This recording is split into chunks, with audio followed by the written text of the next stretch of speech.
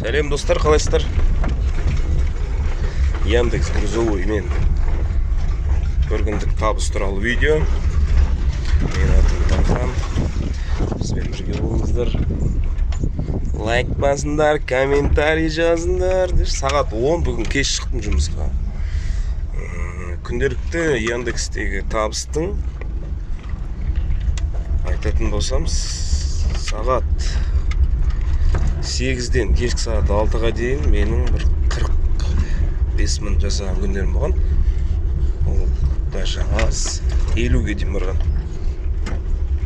А так күнделікті бір 10 заказ оратын болсаң 35-40 мың шығарасың.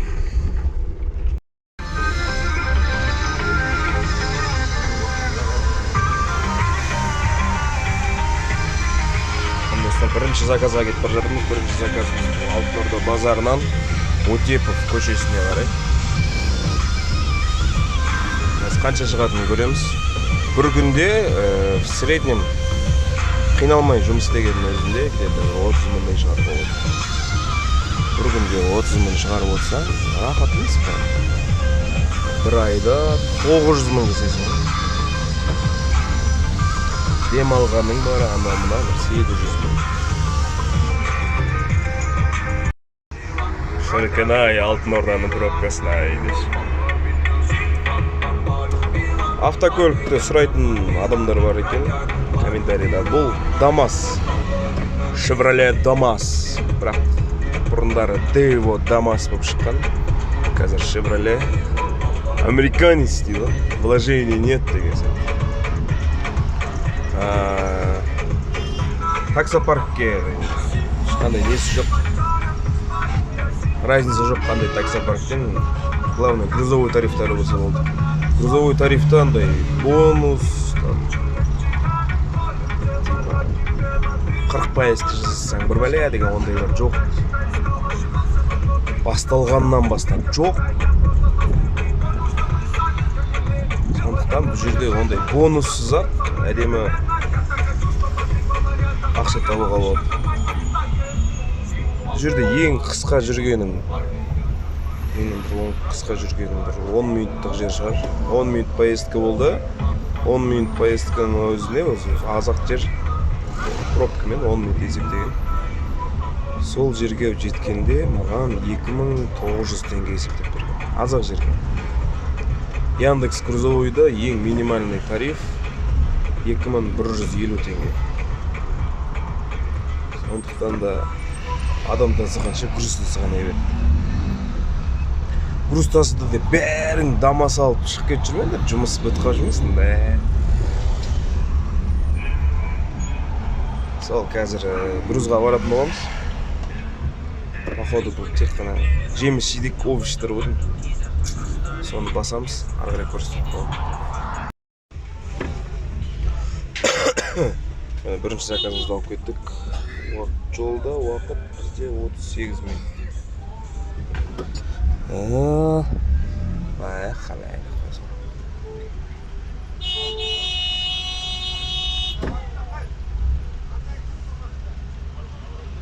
Қалай пробочки.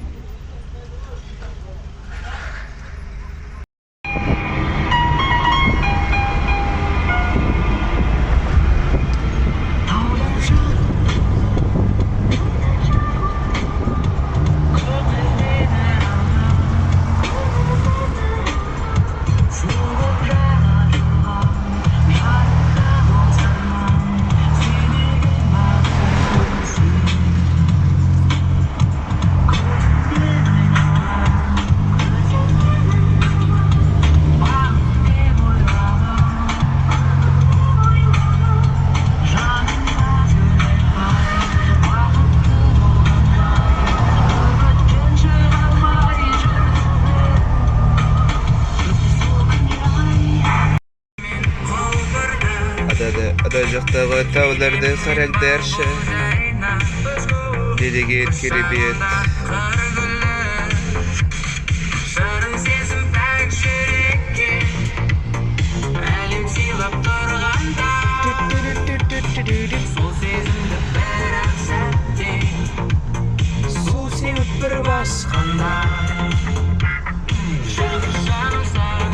Машинаны бір айдағанмен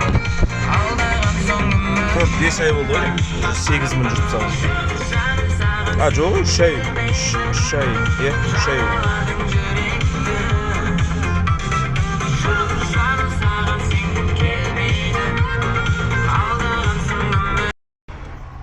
Мен достар, бірінші заявканы түсіріп тастадық. 3800 болған комиссиясы. 16 теңге қалады. Утепова, Гагарина да, короче. Гагарина, Гагарина. Сол, кеттік ары қарай. Охота.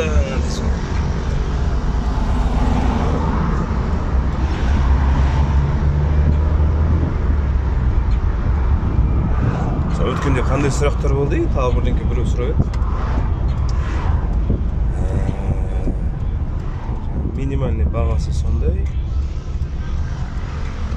Тарифтерден сол грузовой ғана қосылып тұр. Грузовой тарифті неге үшін қосып қойды? Өйткені ақшасы көп, баратын жері көп емес. Доставка, курьер бір бәле қосатын болсаң, ана ресторандардың ішіне кіріп, болмаса жаңа магазиндердің ішіне кіріп, оның сообщениясын күтіп, тағы не. В общем, әңгімесі көп, содан кейін алып тастадым. Зачем ты это сделала? Дейтін адамдар болса, сондай жауап. А так, болды, сол жұмыста. Алматы, Алматушечка, Алматушечка моя.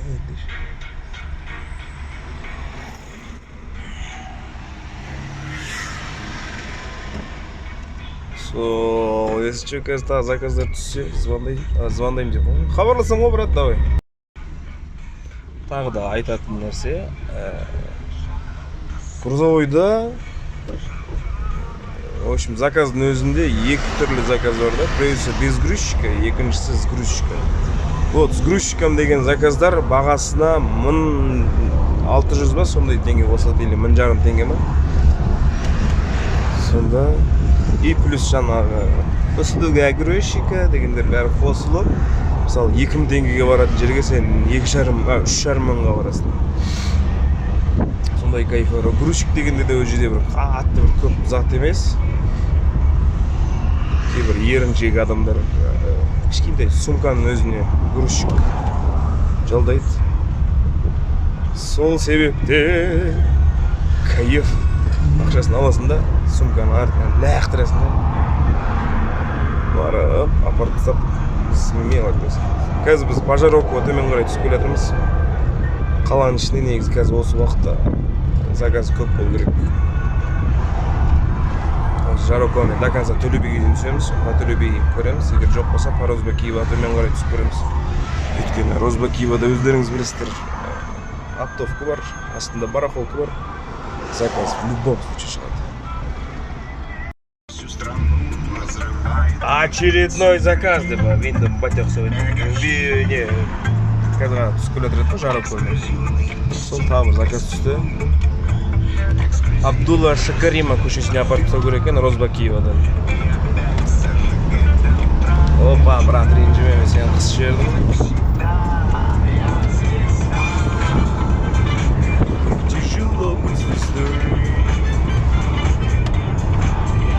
YouTube тағы да даусын өшіп тұр жүрмесін.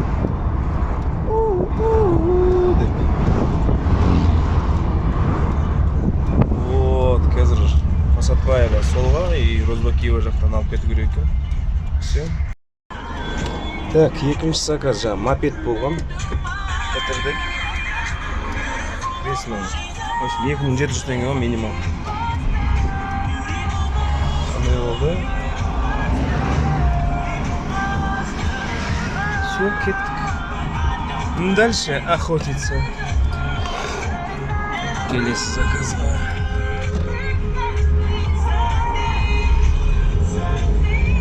Алматушечка, любовка моя.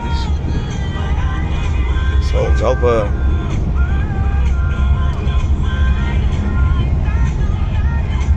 не айтарын білмей қаласың, В общем, давайте қазір тағы заказ болса қосыламыз. Жалпы айбет бірақ Дамастың ішіне кондер керек. Сол ойлап жүрмін. Арт жағын обшивать етіп, төбесіне, мына жеріне кондер қойып қойсам ба деп. Үшінші заказ. Үшінші емес? Үшінші. Әжеқорына Рысқұлова дейді. Керей Жәнібек. Ресторан ғой дейм, или көше ма? Көше сояққа барадымыз. Бері бірге бол көстер. Күн қолды күйдір жүрмесін деп мынандай киіп аласың. Чтобы қолына хорошо болуға.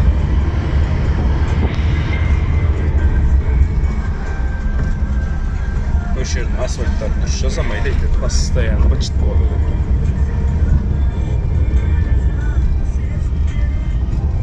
Все, едем. Қазір жеткен кезде тағы бір түсіріп қоямын. Қандай зат басқа? Скорее всего, продукты. Сендер жай отырмай, лайк басып отырсыңдар. Астында анандай вид тұратын бар ғой, соны.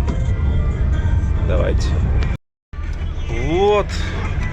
Төртінші. Үшінші. Үшінші заказда апардым. Қазір бағасын көрсетем, қаншаға барғанымды. 7700.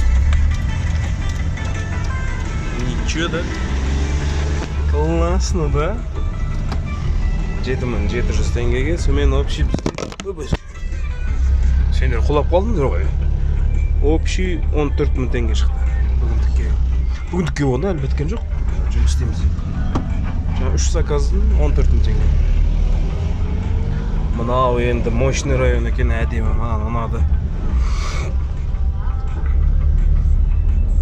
Қыстың күні вообще әдемі көрінеді шығар, мына жерде ағаштардың үстіне қарлар жатып, бүйтіп шабысып. Ертең әлеміне қош келдіңдер деген сияқты. Ойбай, кешіріңіздер. Мына жерді қараңыздаршы. Не деген күшті район ғой. Орман ғой кәдімгі. Орманның ішінде. Бұл қай жерде дейсіңдер, Медеуге қарай көтеріліп баратқан жақта.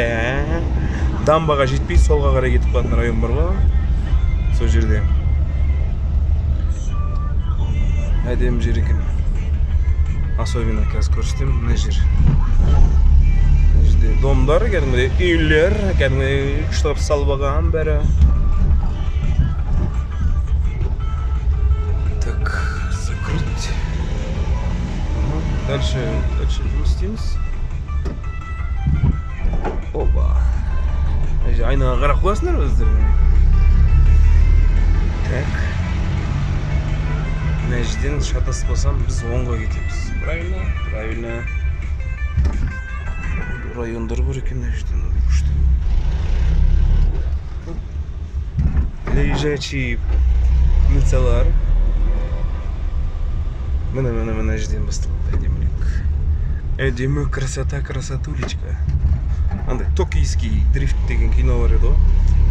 Сондай несіне ұқсайды. Пиқ деп айналатынша.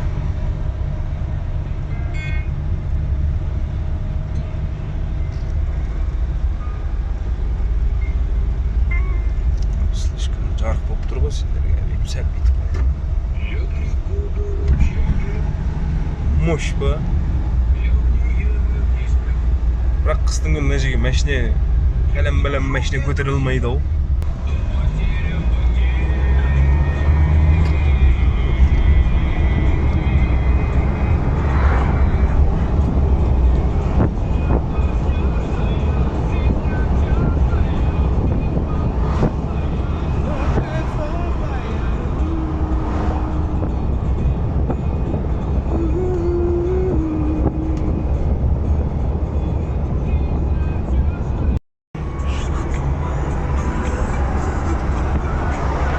Так,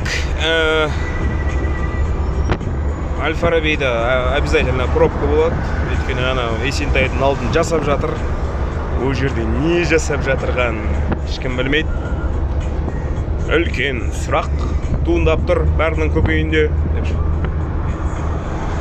Сол, не ғой? Бүгіндікке осы Яндекстің жұмысы бітті ал. Өйткені қазір тағы да бір баратын жерлер бар. Сондықтан да достар, қазір біз бітеміз. Дейсің да, осылай кете бересің көрші. Қайтадан Аль-Фараби, қайтадан пробка. Тамаша, оны тамашачно. Осы жерде не жасап жатырсың? Түсінбедім. Это не Samsung. Это Huawei.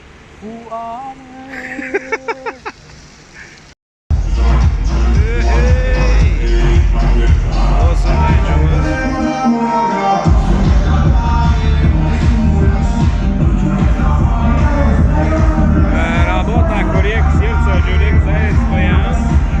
Қолымды қоян.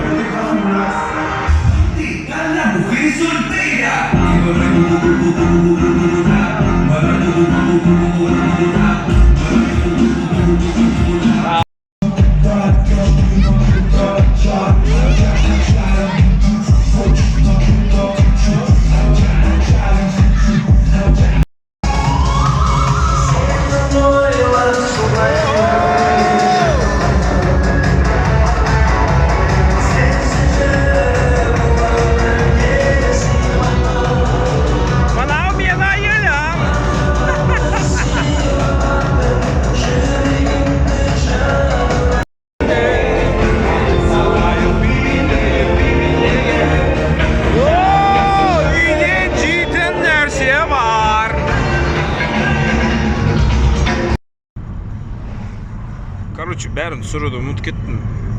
Тойда кайфовать етіп. Еші әйелімнің сторисінен. Иә, еші әйелім сторисінен қарайсың. Мен, в общем, үй жаққа кетіп жатыр. Бүгінгі күн осындай болды. Все, давайте, роднойлар, лайк басыңдар, подписки. И еще что, комментарий. Сұрақтарым болса жазыңдар. Давайте. С кафониной ночи.